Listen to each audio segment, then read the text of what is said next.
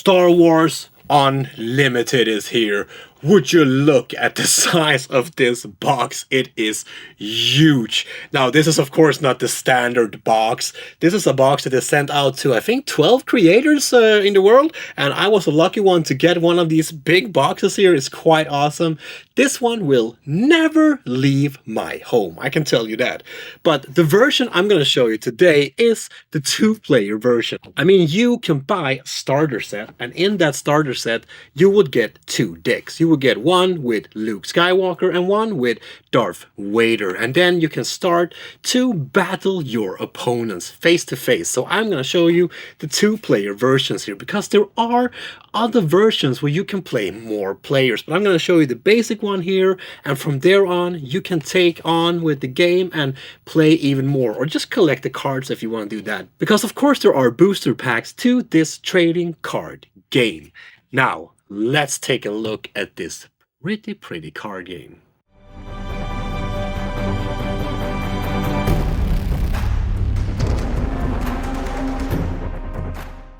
So in Star Wars Unlimited, this here is the starter pack by the way, you fight against your opponent and your objective is to take out their base.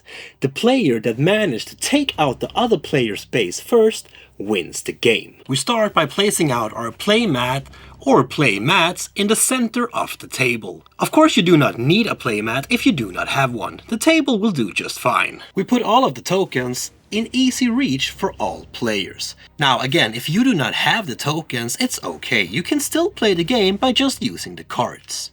So in the starter box, you get one deck with Luke Skywalker and one deck containing Darth Vader and his fellow troopers. At the start of the game, each player should choose one deck that they would like to play with. And then we also need to separate out the leader card. The leader card is the card that has a leader on the front, also stating leader in the top left corner, but it's also double-sided and has the leader on the backside in horizontal mode as well. The leader is then placed in horizontal mode where it says leader. But we also need to place out our base. This is also placed horizontal but above the leader, just like this. We, at random, which I think is the best way, decide who is the first player. And then we give that player the first player token. Now we need to shuffle the rest of our cards and then draw 6 cards from this deck to form our hand. Now you need to choose 2 cards from your hand and place them face down beneath your leader and base. These 2 cards will be your first resources. So that was the setup of the game. We got our deck, we got our hand, we got our resources, our base, our leader, and we are ready to start playing this game. The first phase of this game is the action phase, and it is the biggest phase of this game. This is where we will play most of the game. And of course, the player that has the initiative token gets to go first. The first thing you can choose to do is to play a card from your hand. But let's take a look at the cards first. In Star Wars Unlimited, there are 3 different types of cards. Let's take a look at units first. Now, when you play a card from your hand, you need to pay a cost. And whatever cost you need to pay is stated in the top left corner. Next to the cost, you can see what this card is. In this case, this is a unit.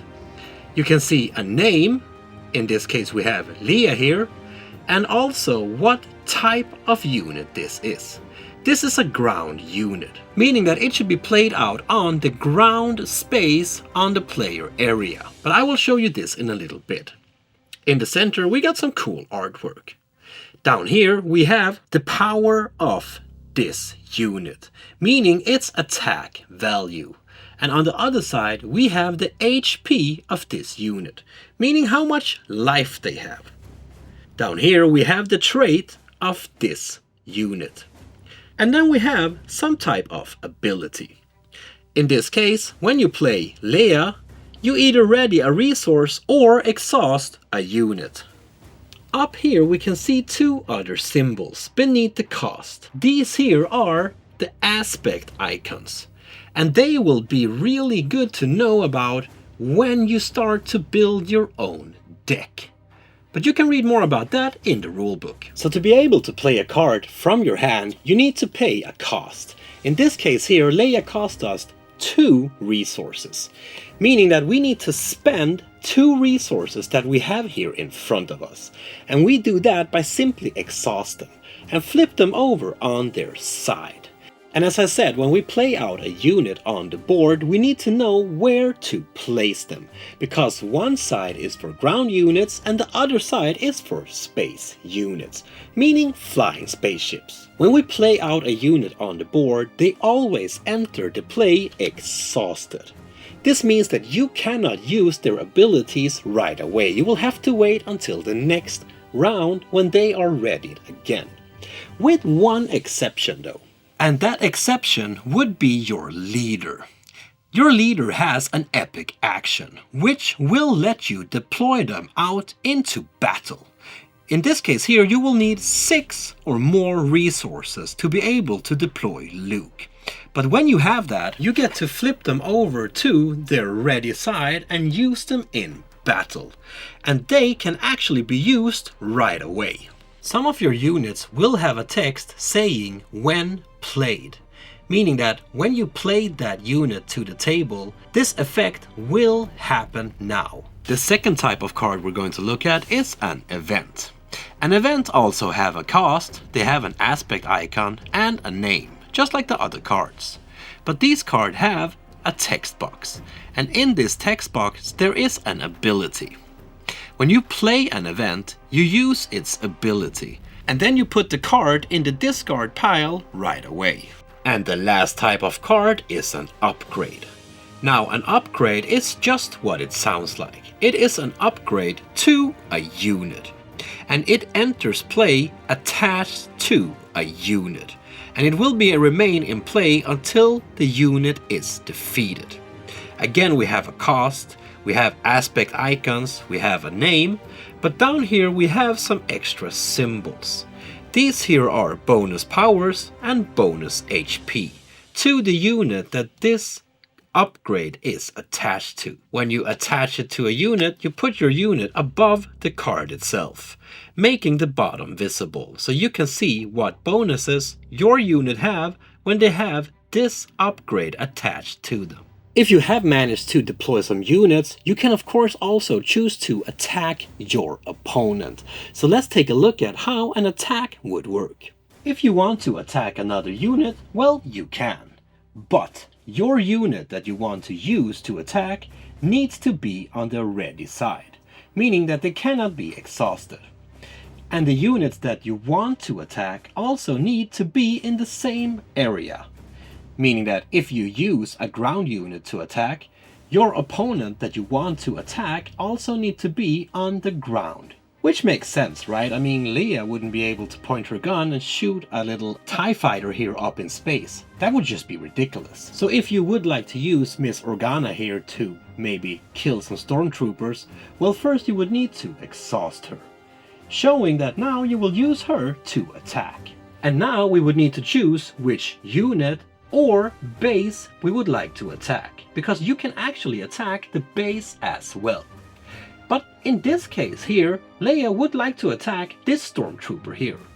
But she can't, because the other unit has the word Sentinel at the bottom of their card. Meaning that if a unit has the word Sentinel, well, this unit needs to be the target for the attack. So now let's zoom in and see what actually happens here. Because Leia wanted to attack this stormtrooper over here, but she could not because this one over here had the word Sentinel. Now Leia will start the attack by attacking with her attack value, which is 2, giving 2 damage to the stormtrooper. Now the unit will actually attack back right away. The stormtrooper's attack value is 3. Giving Leia a damage of 3. Now we can see here that Leia's HP is 2, meaning that she will actually be defeated. But the stormtrooper over here has an HP of 3, so they are still in the game. And this is why it's really important for you to plan ahead. Some of your future units will have the word Saboteur on them. This means that they get to ignore Sentinel, but also defeat the defender's shields, while other of your units might have Restore. This means that they will heal 2 damage from your base when they attack. Some of your units might have different effects or abilities that will trigger during attacking, and that means that that happens now. Now, when you attack a base, the base will not hit you back. That is only when units are facing units. And as we saw here in Leia's case, it is quite important to have a little track record on what your player in front of you has for cards and what they're planning to do, because you might have a plan that becomes completely messed up because you missed one word. And that's the way an attack works. You can attack either a unit or a base, and it will go back and forward between units, but not the base itself. It's quite easy, actually. Now, the next thing you can choose to use is to play an action on a card. Some cards will have the action words stated out in bold letters. These abilities often have a cost that must be paid in order to use them. And we can see that after the word action itself. The symbol we have here means that once you have done the action, you would need to exhaust the card. But then we also have the epic action on your leader, remember? Now, when you have the amount of resources that you need, you can use that and activate the leader out on the board itself. But this action can actually only be used once per game. And then we have 2 more things we can choose to do during our round. One of them is to take the initiative token, meaning that in the next round you will become the first player. You can of course only do this once per round, because otherwise you would just be sending this one back and forward. Wouldn't make sense, right? Plus, once you have chosen the initiative, well, you cannot do any more actions during this round. You are considered to have passed. And pass is actually the last thing you can do during your turn. If you do not have anything else you want to play, or maybe you can't really play anything else, well then you would need to pass. Once both players have passed, this round is over, and we go in a little cleanup phase. So this is the regroup phase, and the first thing we do is to draw 2 cards and put them up on our hand. The second thing we can do is to choose a card and put it down in our resource pile. Now, you don't need to put down a card in your resource pile, but a pro tip is that you will need resources, man, so put them cards there. The last step is to ready our resources. And now we're ready to go for a new round. And there you have it, my friend. That was Star Wars Unlimited. And what I showed you here was the starter set. In this set, you will get 2 little decks here, one with Luke and one with Darth Vader, so you are ready to go out into battle. You can of course buy the playmat here, you can buy the extra tokens, you can even buy these little boxes here that you can have your decks in. Do you need it? No, you don't. You can play it anyway. Do you want it? Yeah, you do. And of course you can buy booster packs as well to build up your little deck here, make it even stronger. Plus you can play 3 players, you can play 4 players. There's different versions of this game as well. What I've shown you here was just the base game. This is what you need to start and go out there, attack your enemies, destroy their bases. I hope you liked it. If you want to know more, please look at the links in the description. I know I love this. I love it so much. If you like this video though, please give me a thumbs up. Maybe you can subscribe to the channel or just say hi in the comments. But most importantly, my friend, please do not forget to keep on spreading that board gaming love I know you all have. Peace out.